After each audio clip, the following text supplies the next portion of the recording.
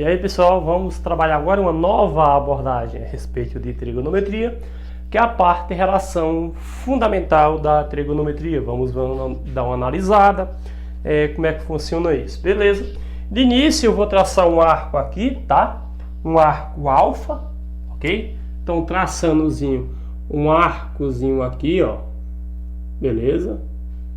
Um arcozinho aqui, vou colocar aqui um arcozinho de medida alfa, ok? Então nesse arcozinho vai formar, na verdade, um ângulozinho aqui, né?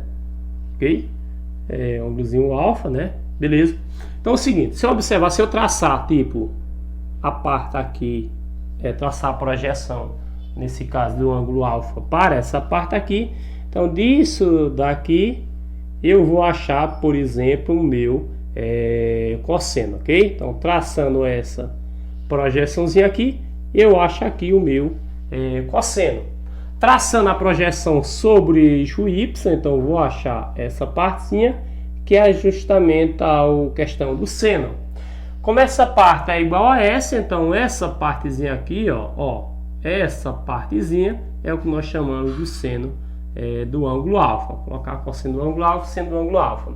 Então a circunferência trigonométrica possui um raio unitário, ok? Raio é esse de 1 de comprimento, beleza? Então a medida aqui do raio, que nesse caso, com relação a esse triângulozinho, né? Esse 1 vai funcionar como a hipotenusa, ok? Se aqui é um triângulo retângulo, posso ter a relação de Pitágoras. A relação de Pitágoras diz, né, que hipotenusa ao quadrado é igual a cateto ao quadrado mais cateto ao quadrado, mas eu posso também reescrever dessa forma, ó, né?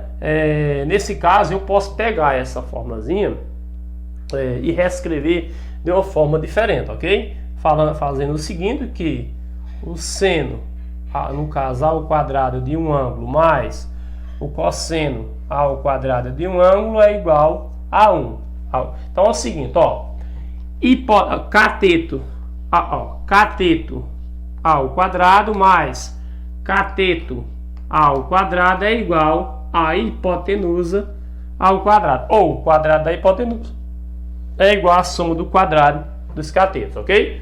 Lembrando que 1 elevado ao quadrado é a mesma coisa de 1 vezes 1, que dá 1, né? Então 1 ao quadrado vai ficar só 1, e eu posso deixar essa relação dessa forma. Vamos lá. Como são as abordagens com relação a essa relação fundamental, ok? Então as abordagens são o seguinte: normalmente dá o seno para você obter o cosseno, ou dá o cosseno do ângulo para você obter o seno, ok? Tipo, aqui é como se fosse uma letra, aqui outra letra, dá uma letra e pede a segunda letra. Então funciona mais ou menos desse jeito essa relação fundamental. Observa aqui no exemplo 1 que eu preparei aqui para vocês, que foi preparado, né? Seno de alfa igual a 1 sobre 2, e esse ângulo A, né?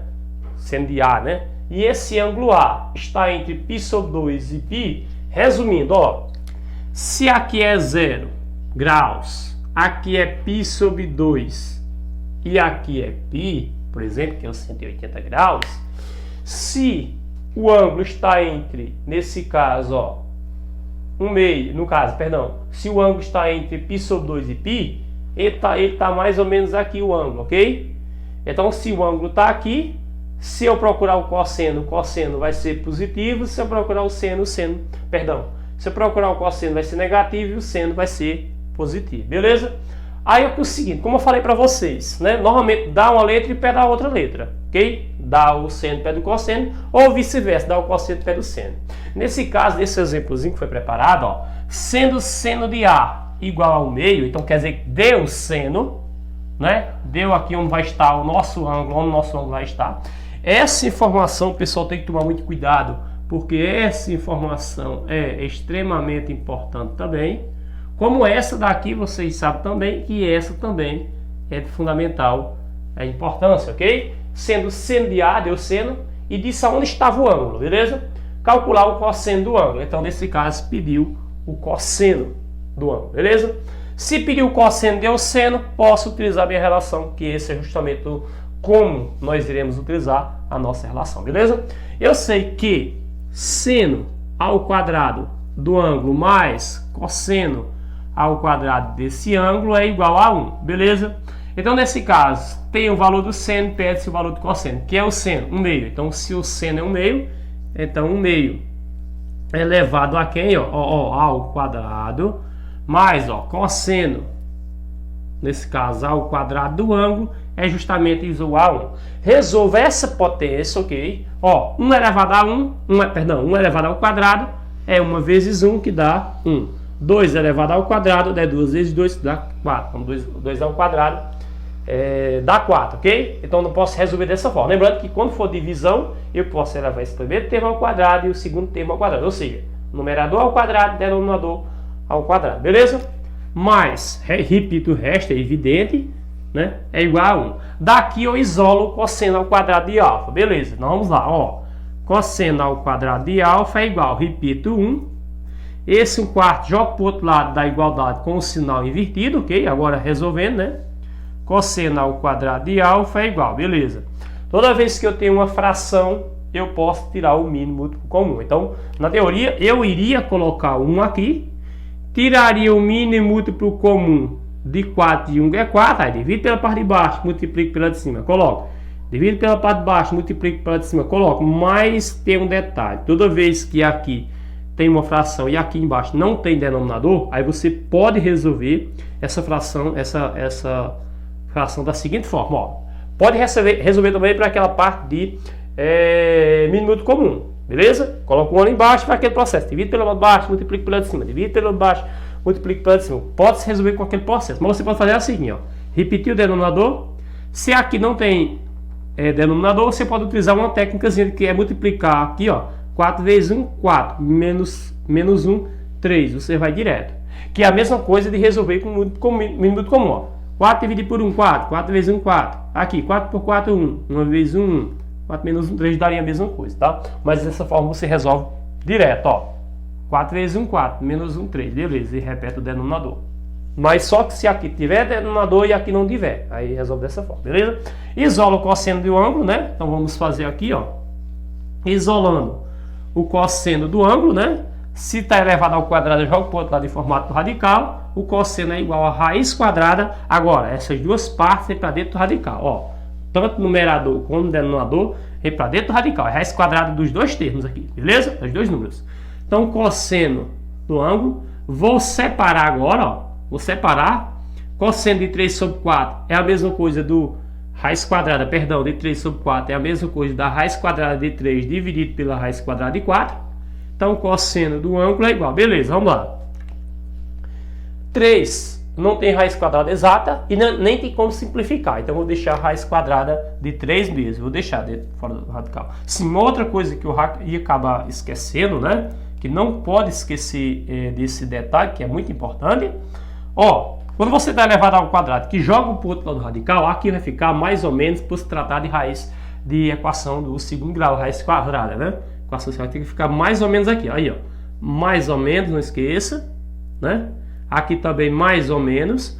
Aí, raiz quadrada de 3, 3, raiz quadrada de 4, 2. A raiz quadrada de 3 tem, mas não exata, então deixa dentro do radical. Nem tem como simplificar, se tivesse tinha que ser simplificado. Porém, o 4 tem a raiz quadrada, então desse jeito aí, tá aí a nossa resposta. Porém, tem mais um detalhezinho. Observe que o cosseno aqui é raiz de 3 sobre 2 positivo e raiz de 3 sobre 2 negativo. Agora tem um detalhe. Eu não falei a você que isso aqui é de fundamental importância. Eu coloquei um alfa aqui, mas um azinho, né? Mas ok, tanto faz aqui, né? Um azinho, né? Então tá aqui. Pessoal, sim, como eu estava falando para vocês, pessoal, com relação a esse mais ou menos, tem que tomar cuidado. Que muitas vezes apresenta uma restriçãozinha, ok? Qual é a restriçãozinha? Que o ângulo é maior do que π sobre 2 e menor do que π. Olha só. Se o ângulo é maior do que π sobre 2 e menor do que π, ele está nesse quadrante. Se ele está nesse quadrante, pessoal, tenho que tomar extremamente cuidado. Porque se ele está nesse quadrado, o cosseno dele vai ser negativo. Beleza? Se nesse caso o cosseno dele vai ser negativo, eu vou pegar mais raiz de 3 sobre 2, né?